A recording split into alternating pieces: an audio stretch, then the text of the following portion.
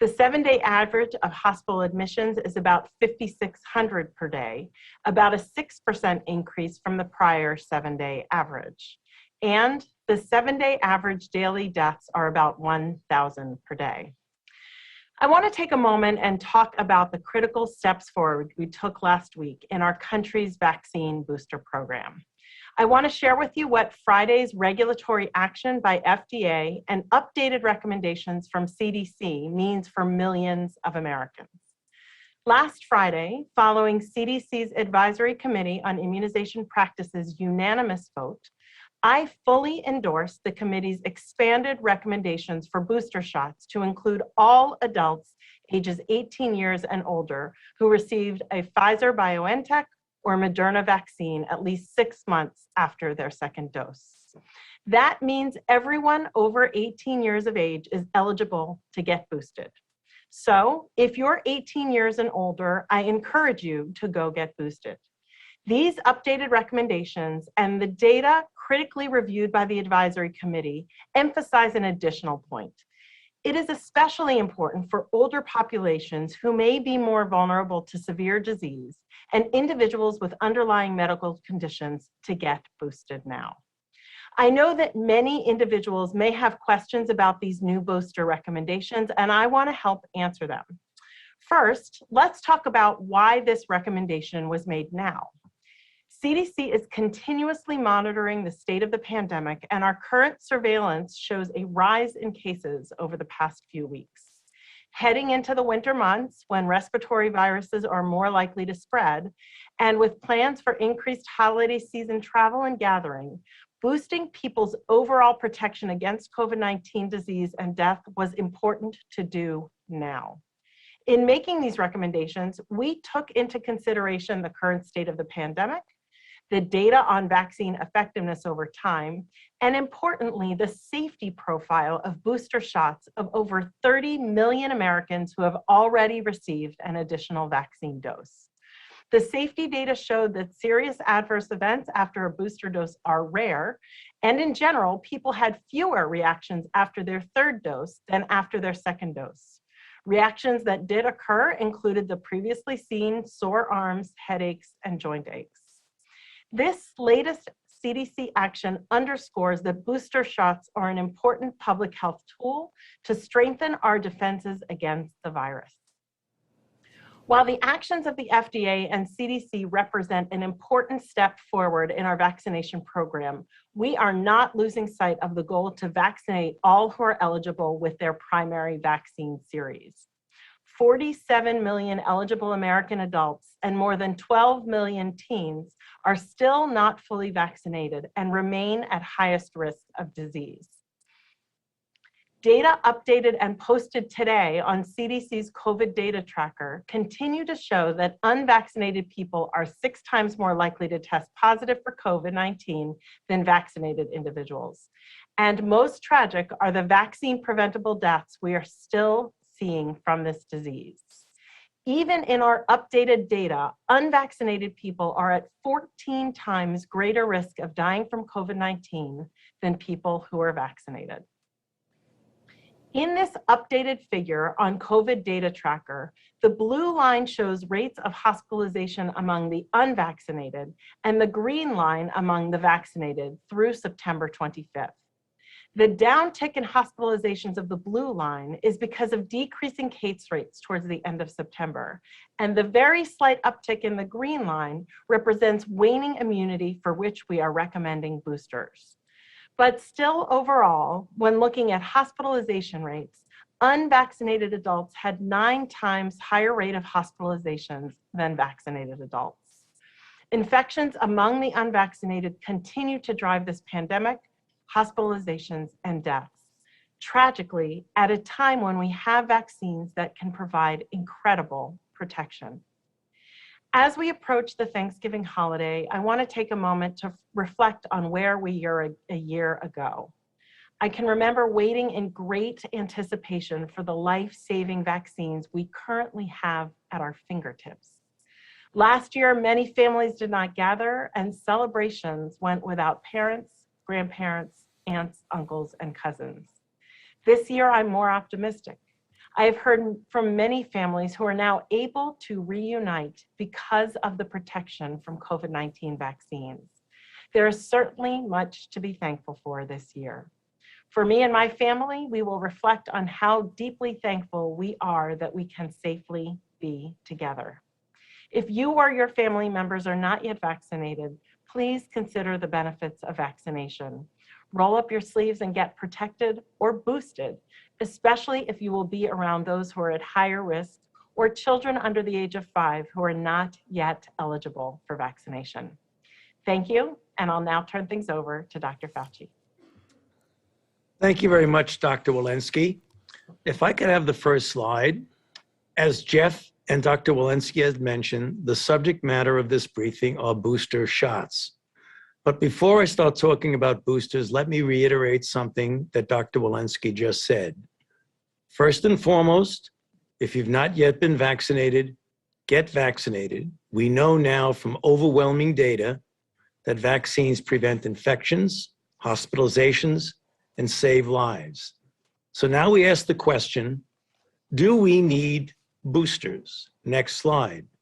As shown on this slide, it is very clear now from a number of studies, including this from a US veterans study published in Science just a couple of weeks ago.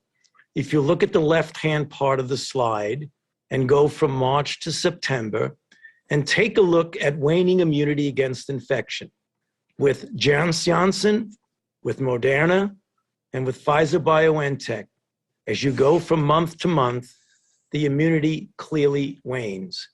The effectiveness overall against infection declines from 87.9% to 48.1%, as well as the vaccine efficacy against death in people less than 65 and greater than 65. So we know we need boosters, but do they work? Next slide. I'm going to go through a few studies from different places. This is an Israeli study that has looked at individuals who, after their second dose, compared to their third dose.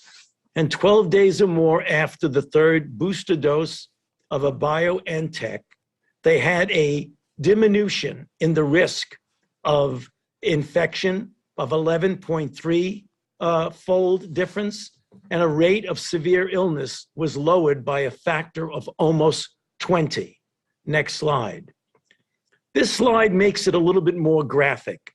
These three boxes here show what the effect is on hospitalization, severe in the middle, and death on the right. This is referred to as a Kaplan-Meier curve, and it's very easy to see what the data are. The red line is showing the cumulative incidence after 2 doses, and the greenish line shows what that cumulative incidence is after 3 doses. There is no doubt what the efficacy and real-world effectiveness of boosters are here. Next slide. It is not only related to Israel, because a study from the UK in people 50 years of age and older, when they compared a third shot to those who received the second shot, they looked at 2 types of vaccines. One was AstraZeneca, which is not relevant to the discussion now, but when you compared the protection of 2 doses of Pfizer-BioNTech to 3, you went from 63% up to 94%. But it isn't only the UK and Israel. Next slide. Another study, now from Brazil, South Africa, and United States, with cumulative data of 10,000 participants. And again, in the 2-month interim analysis, the efficacy against symptomatic disease in those who received the third dose versus the second dose was 95.6%. Next slide. Now, if you look at this again, I want to show it because the results in that same study are really dramatic. If you look at this again, the red boxes are what happens after placebo, after booster vaccination. If you look at the blue, what happened after you get the third dose booster shot. Unequivocal effect of the booster. Next slide. This slide now is something that is really important, and I'd like everyone to pay attention to it because you asked the question, if you look at the peak antibody response, which is generally a reflection of protection, and you look at it after the second dose and then compare it 28 days after the third dose, and look at the difference. In younger people, it goes from 55 to 872. In the elderly, it goes from 32 to 706. Next slide. Now, if you look at things like what about the effect of Delta as shown here in the blue box? Again, 1 month peak after the second dose, 241, goes way up after the third dose to 1321. And those differences are seen both in the younger group and in the older group. So clearly, not only do boosters work, they work even better than the peak dose, the peak response after the second dose. So the last slide, you have to come to this conclusion from the data I showed you. Protection from infection, disease, and death wanes significantly more than 6 months after the primary series. Data from Israel, the UK, Brazil, and now the United States show boosters significantly enhance protection. And so protect yourself, your family, and your community by getting boosted if you're already vaccinated. And as Dr. Walensky said, and I'll underscore it, please enjoy the holidays. Back to you, Jeff. Thanks, doctors. As Doctors Walensky and Fauci just said, boosters provide the highest level of protection against COVID, and everyone eligible should go get their booster shot as soon as possible. Over 135 million individuals are now eligible for a booster shot, with tens of millions more becoming eligible over the coming months. This is a major step forward in our vaccination program that will help accelerate our work to put the pandemic behind us. For months, we've been working with governors, pharmacies, community health centers, and other partners to plan for this moment.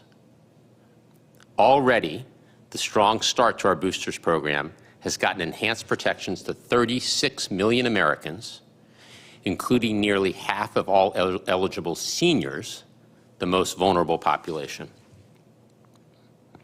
And we are prepared to get boosters to all adults as they are eligible, 6 months after the second shot for Pfizer and Moderna, or 2 months after J&J.